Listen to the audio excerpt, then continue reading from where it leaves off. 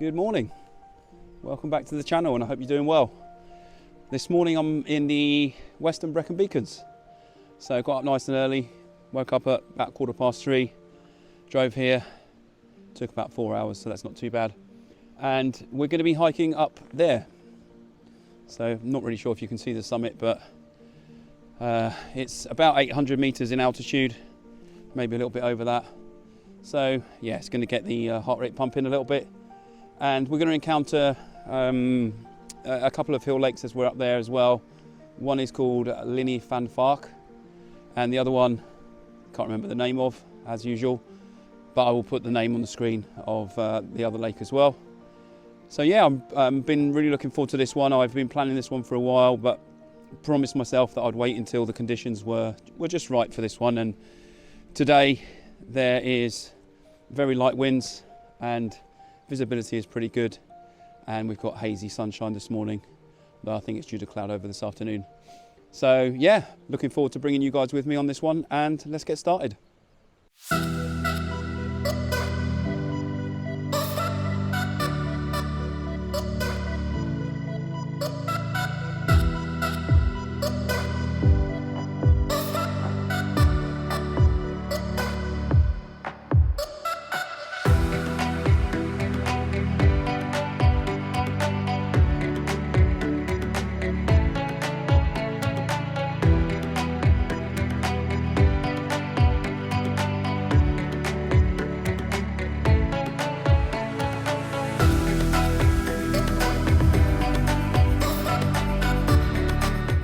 So I thought it might be worth sharing a few thoughts about my experience so far of solo hiking and doing some of these sort of more remote hikes that I've been doing recently, and some of the things that you need to think about. So in terms of your mental health, I mean, this is amazing for it. Getting yourself in nature and kind of battling yourself really to do some things that you haven't done before is just amazing, especially with, you know, what we've been through with COVID and just a traumatic few years, which at the moment is being made worse by the situation in the Ukraine. So getting out and spending time in nature, whether you're doing it on your own or whether you're doing it with friends, is just brilliant for the mental health. In terms of my experience so far, and some safety considerations that we should definitely think about. A really good pair of hiking shoes is a must. The terrain often is really quite rocky, and a lot of the reason why I'm often not looking at the camera is that I'm looking down to make sure that every foot placement that I make is very deliberate. The last thing you want to do in a place like this, where you've got no phone reception, is to twist your ankle or break your leg and be on your own and not have any way of calling anybody because the phone reception's dead. So yeah, a decent pair of boots is really essential. Making sure you've got the right amount of clothing. The weather at the base of, whether it be a mountain or a high hill, the weather can be very different at the bottom compared to what it is at the top.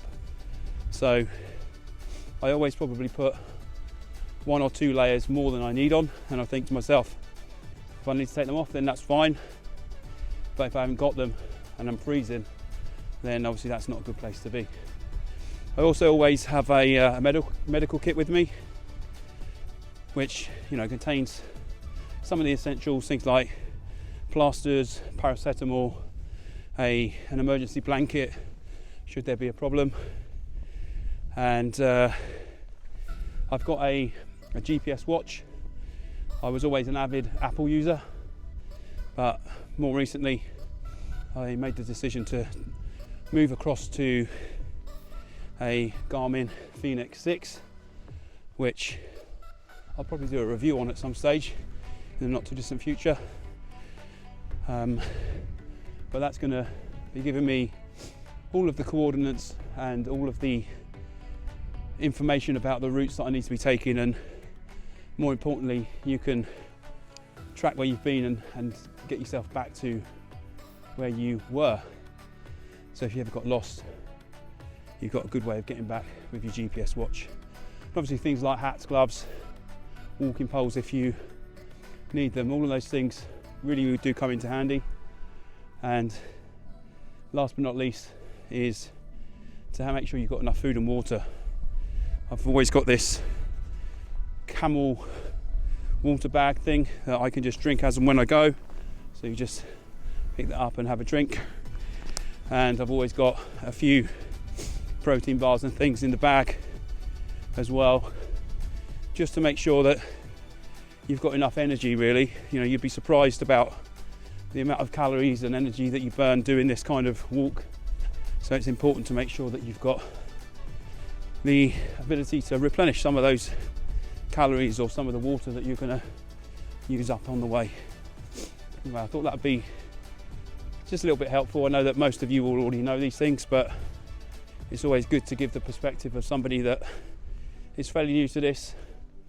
It can be quite intimidating starting to do something like this, and certainly the first couple of times I was pretty intimidated, thinking that I'm going to go somewhere where there's not going to be many people around, and the phone signal's probably not going to be there, and just generally spending time out in the open on your own. But the benefits you get out of it are just incredible.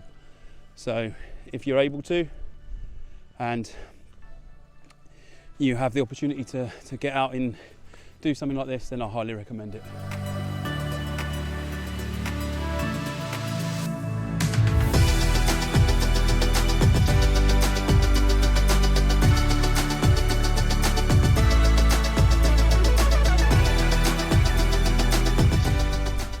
So a couple of bits of good news. First being, I've actually got 4G reception up here, so if you're on O2 like I am, and you're going to come here, you probably have phone reception, which is good and reassuring. The second, because I've got phone reception, means I can now tell you what that lake's called, and instead of calling it Lake 1, we can call it Llyn Fawr. So F-A-W-R being the last word in that, and apologies if I've got the pronunciation wrong, I probably have, but I guess it's better than calling it Lake 1. And last bit of good news is this stairway up the side of the ridge is not too bad, to be fair. I mean, I've done quite a lot of hill walking recently and mountain walking, and certainly this is nothing too strenuous, to be honest. So yeah, 3 bits of good news to share with you, and the sun's still out and it's still not too windy. And look at these views, man. It's just incredible. Why have I not spent more time in the Brecon Beacons before?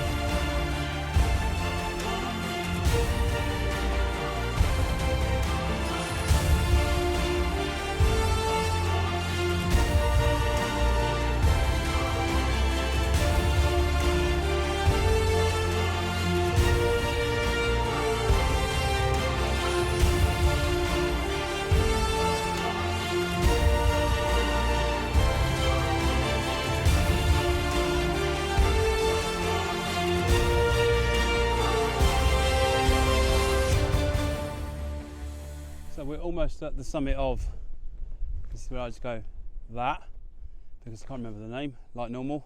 I'm gonna have to get a lot better than this if I'm gonna carry on doing this kind of thing. And yeah, I mean, wow, the views. I'm not massively great with heights, so I'm a bit careful about getting too close to the side. But I think the way I'll describe it is like, it's like the South Downs, but on steroids. It's, if the South Downs had a very big brother, it would be this part of the Brecon Beacons. It's just amazing. But anyway, yeah, we're nearly at the brow of this part of, this peak. And from here, it's mostly downhill actually. There's no more climbing to do, but we'll just come over here to the summit and we'll start making our way down.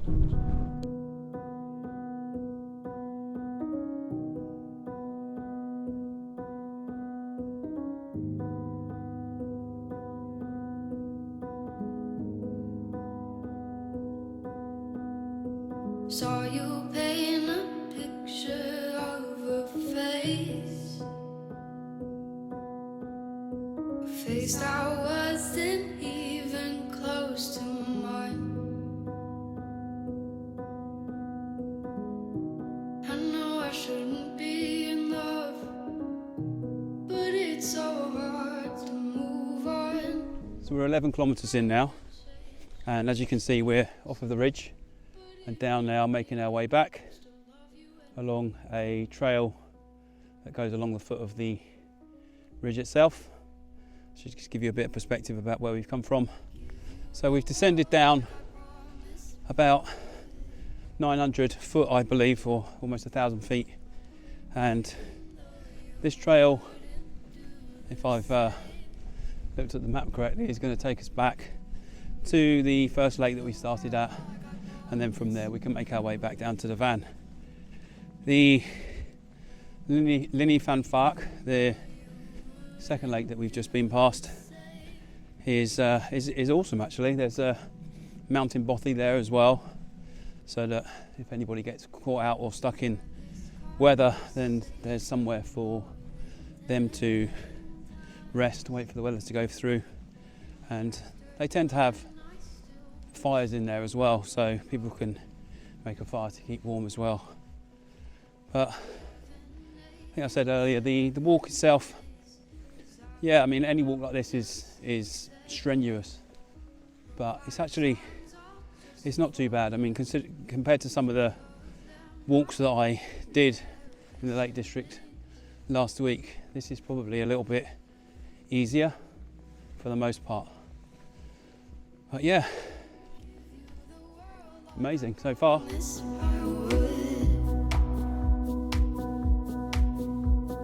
Even though you wouldn't do the same, I'd give you the world like I promised I would. So I alluded to it earlier in terms of mental health and how good hiking can be for that. And let's face it, the last 2.5, 3 years have been a total shit show for pretty much everybody. So if you're struggling with mental health, I really can't think of anything better in terms of getting yourself out in a place like this, getting a good bit of exercise in, and being at one with yourself and nature. Probably going to have no phone reception, which is a very good thing because it brings you into the here and now.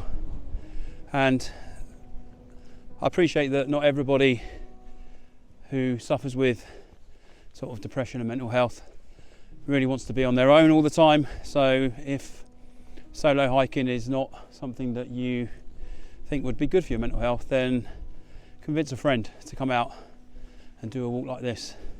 It will do you so much good, and you'll get back, and I guarantee you, when you get back in your car at the end of this kind of walk, that you'll feel in a more positive mindset than when you got here.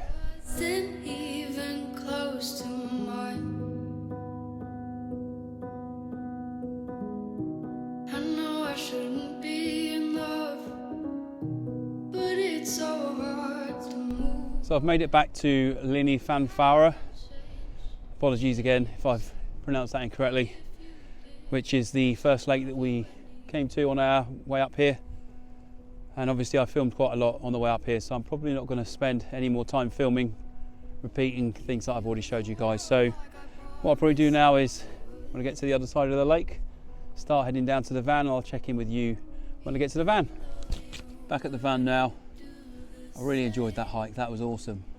Not going to lie, the last couple of kilometres were fairly tough going on my knees. I've got fairly dodgy knees anyway, but the kind of force of coming down a fairly steep decline was pretty tough on the knees. In terms of the amount of time that it took me almost 7 hours, but I think most people, if you're not messing about with video and flying drones and stuff, then you could probably do it in about 1.5 hours less than that. In terms of distance, it was about 17.5 kilometres, so I guess that's about 11 miles in terms of distance, but it was really scenic, really easy to follow the routes, and couldn't recommend more you guys coming here should you ever wish to come and climb one of the peaks in the Brecon Beacons. So gonna finish the video here. I hope you've enjoyed following me around this route that I've done today, and if you have, then please give the video a like, and any comments would be most appreciated. If you've got any questions, anything you want to know about the route I've done today, then just let me know. I will answer any questions that you've got. And should you wish to be disturbed in your day-to-day business by me adding new videos, then if you press the bell, you'll get notified if I add any new videos. But yeah, really enjoyed myself today, and thank you for coming with me. Until next time, see you later.